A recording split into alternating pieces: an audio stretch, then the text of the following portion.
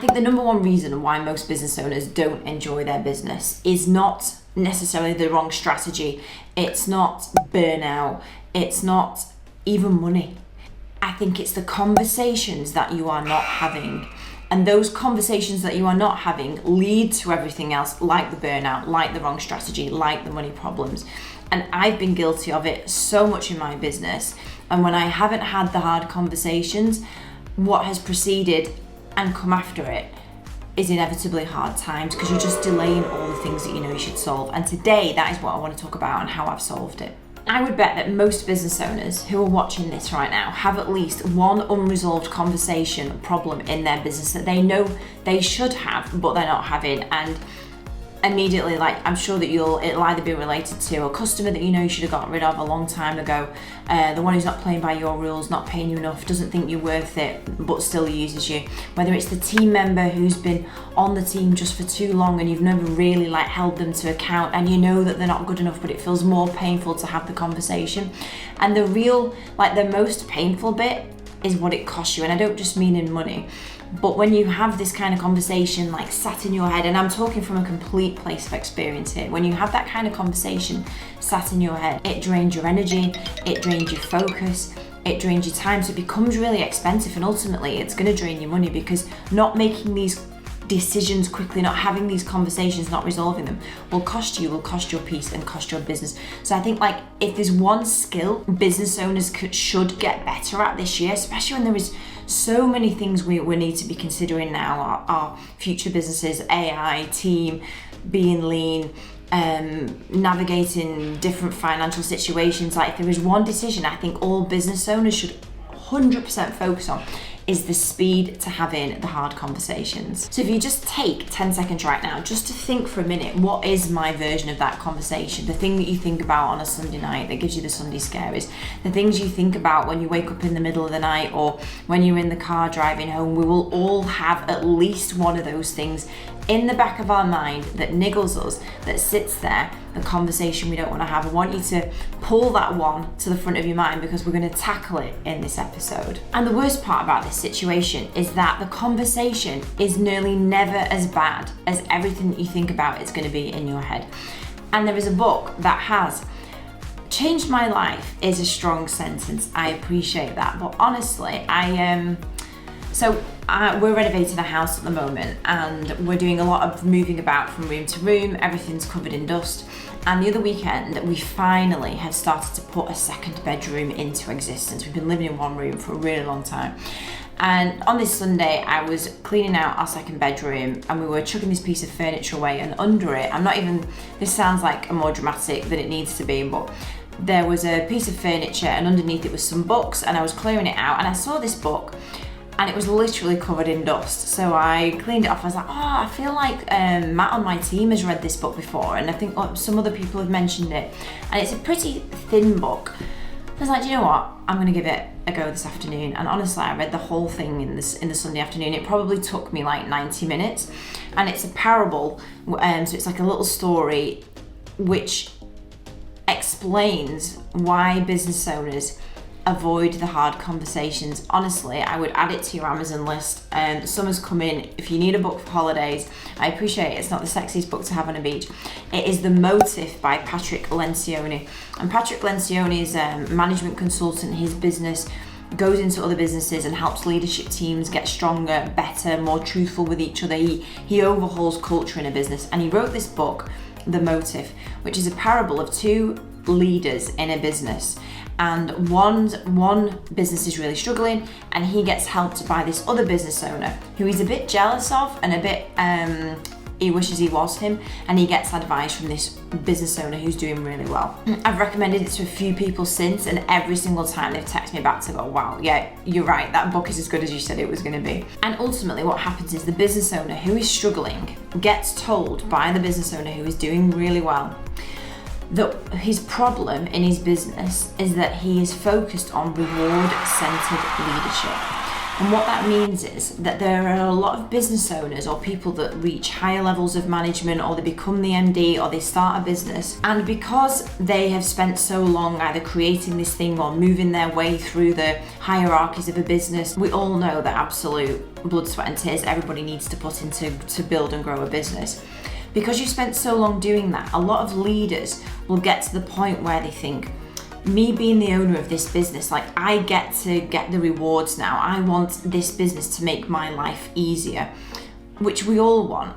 But they'll take it from a perspective of, I don't really want to manage my team. I really don't want to attend the meetings with my leadership team. So I'll kind of do it a bit half-baked. I don't really want to have this hard conversation over here because I'm the leader now, and I ultimately should be doing only the things that I enjoy.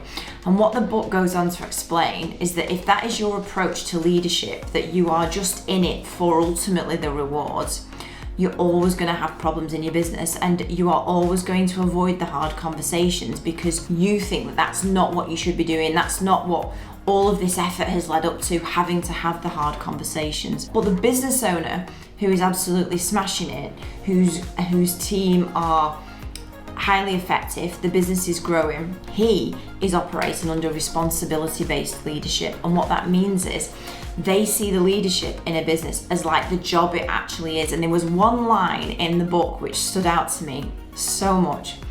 And the line is that if you think leadership, like if you think the thing is going to be hard, or the job's going to be hard, or the conversation's going to be hard, like that's exactly what leadership is. Like it is meant to be hard. Like stop. The book is ultimately like, stop complaining. Like it is meant to be hard. And if you don't want to do that, then you have to take the consequences of having less than average people on your team, having customers that you don't want to have, having a business that isn't really operating well. But the business owners who do the responsibility-based leadership, which is like, my job is to solve all the difficult problems in this business, and I'm going to do them to the best of my ability. I'm going to do them quickly. And as soon as these hard conversations need to happen, well, I'm going to address them straight away because it's my job. And honestly, it's sung to me so much, this book, because there have definitely been times where I've just thought, well, I want this business to give me a nice life. I want to have a nice time. I don't really want to, like, it's not fair. Like that kind of not fair attitude. And this book completely woke me up to, the hell are you going on about, Emma? Like it's meant to be hard. And like it's meant to be hard on a consistent basis. And that's why when you do these things, you get much, much bigger rewards, but you have to do the hard things. So basically, Patrick Lencioni says in this book that leadership problems of having the hard conversations are not a skill problem, they're a motivation problem. Leaders know what they need to do, they just don't want to do it, which I honestly think can be true for so many of us at some point in the journey. And the reason they don't want to do it is because somewhere along the way, they've completely confused the fact that being the business owner, being the leader, they think that's the prize, but it's not. The price of being the leader is doing the work and having the hard conversations. So I think we've all had those conversations where we think that avoiding the conversation now is the safe choice, but all it's doing is queuing up problems for the future, queuing up something that is going to be worse the longer that you leave it. And we tell ourselves all these kinds of stories like, well, we want to protect the culture of the team, or we don't want to offend people, or we're protecting a client relationship, but actually all we're doing in these moments is protecting ourselves. And the reality is, like, the thing that I want you to get from this episode, we're protecting ourselves from something that inevitably is a 20-minute period of our life. Like these conversations, these really hard things that we put off for so long, that we keep in the back of our mind, that we think, oh, no, I know that's a problem, I will get to it later. They're all inevitably 20-minute things in our lives that will be over before we know it. But we're trying to protect ourselves from that discomfort rather than just getting it done. So I think we all know the cost of not having these conversations. Like, even if we are dressing it up as something else, we all know the cost of it. Number 2, I want to help you identify whether you are avoiding the conversation versus the old line of, I'm just waiting for the right moment. Because a lot of the time it's kind of strategic. Well, I'm just waiting for the right moment. I'll do it at the end of the day. I'll do it on Friday so that it goes into the weekend. I'll wait till I have the conversation, I've got the next call booked in with the client. A lot of these things can just be strategic avoidance of it. So the problem that you thought about at the beginning of the episode, the one that comes to mind of the thing that you're avoiding, I've got a 2-step test for you. If you have thought about this problem in the past week more than like 3 times or more, you are avoiding doing something about it. Like, it's really simple. Like, if you know that it's come up in your mind and you've pushed it away again, like 3 times or more, you are definitely starting to delay or avoid. Step number 2, which I think so many of us can relate to, if you think about this thing you're avoiding and it creates a physical response, like your stomach tightens, you start to like feel on edge, you feel a bit sweaty, that's fear. Like, that's not a timing issue. That's not waiting for the right moment. That's a, I don't really want to deal with this situation. And I think those 2 things will immediately just kind of call out the bull on whether you kind of delaying something because it's better for everybody, or whether you're delaying it because it's actually just an easier thing to do right now. And the whole point of this episode is like, I want to help you get over these conversations, because even recently, like, I've had the same thing where there's a conversation I know we need to have, and my ability to get to it quicker is happening much quicker now. And all of the people that I admire most in business, all the people that I've interviewed on my podcast since 2024, like, they all have this amazing ability to deal with things very quickly and to have the hard conversations very quickly. And because of that, their business is a success as a result of it. And I'm not just talking about monetary wealth here, but like, they have a team that they love to be with. They're all high performing team members because they've quickly had the conversations. They've got customers that they enjoy to serve. They've got a business that works for them because they've very quickly dealt with things that they needed to deal with. So I just want you to know that the right moment is almost never perfect. You can always put it off another 10 minutes, another week. The right moment is never going to feel like the right moment, but the right moment is definitely right now. But the wrong moment is to put it off, because that moment in 6 months' time just accumulates with it a whole load of baggage and other problems and things that you could have solved so much more quickly. In 2024 and 2025, and I've talked about this at great length on Mike Jones's Better Happy podcast, I was super disillusioned with my business, and it's so much now how different my energy is in 2026. Like, the difference is absolutely striking. Like, for me, I can just, I'm back in control now. Like, I know what we're doing with the business, I know where we're going. But when I look back, one of the biggest reasons that I was disillusioned with my business in 24 and 25 is because I wasn't having the hard conversations. I was thinking it would get better. I was thinking that, that they'll put a bit more effort in. I was thinking that, we'll just keep this client because we're trying to protect revenue and we don't have our rhythmic marketing sorted out. They all came from procrastination and fear and just trying to keep the peace and rather than actually going, do you know what? I know what kind of business I want to create. I know where my standards are. I know what's possible. I've set the vision and I'm steadfast on the vision. And rather than that, I spent most of my 24 and 25 settling because it felt easier than having the hard conversations. And it's definitely something I regret now, but I've learned from it. And now my ability to have the hard conversations 2026 is absolutely like from 0 to 100. Like, I now know, as soon as in your gut, as soon as their name comes into your head, like as soon as you're thinking about it, it's a problem. These things never get better.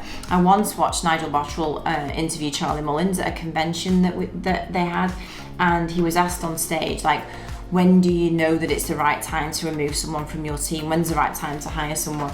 And his response was just like, as soon as the thought comes into your head, that is the time to get rid of them. And I think that like analogy, that method can be applied to any hard problem in your business. As soon as it comes into your head, you need to do something about it. It might be having a difficult conversation, it might be removing somebody, just having the conversation as soon as it comes into your head. So you might be thinking, yeah, well, Emma, no, I know this stuff that I'm avoiding. There are conversations I should have. I know I should have them. I still don't want to have them. Can you help me have the conversations? And honestly, these are the 4 steps that I apply now to when I'm like, that's a problem, I need to have the conversation. So my most important step, number 1, is that when I am going to have the conversation, whether I'm going to grab somebody immediately, whether it's booked into the diary, I don't think about the conversation prior. And that's not like that I'm not going to prepare, but I think it's so easy to build up in your head how it's going to go, what's going to happen, how are they going to react, what's going to happen if I say this. I think it's really clear to just understand what your outcome is going to be from this conversation, what you want. Do you want to give somebody a chance to improve? Are you going to remove them? Do you want to understand their side of the story? Like, what is the outcome that you want from it? Just get really, really clear on that. And then I then don't think about that conversation prior to having it. That is the most important step for me. I just think, okay, that I need this conversation to end in them leaving. That's where it's going. Like, that's it, done. I think that's been the most important step for me, rather than the overthinking it. Number 2 is the language. It's not to waffle, it's not to fill space, like silence with words either. I think the more direct you can be, so if it's with a team member, somebody that you need to let go, if it's I've looked at this across the week, this isn't working. Unfortunately, our journey together today is coming to an end. Like, I just think you need to be as direct as possible on it. So don't think about it just get really clear on what the outcome needs to be and make the language as clear as possible. And I think as soon as you've said what you need to say, be really, really mindful of just stopping the conversation. And hard conversations, like, they don't need to be emotional, aggressive, they just need to be factual and to the point. I know that some people listening to this podcast won't have this issue, like for them it'll be a very easy conversation to have, but for so many business owners, you know your staff intimately well, you know your clients intimately well, and there can be emotion with it. But for me, it's been really helpful to kind of elevate myself a couple of levels above that to go, this is a business. A business is like a puzzle. I need to get the people in the right seats. I need to get the right kind of clients.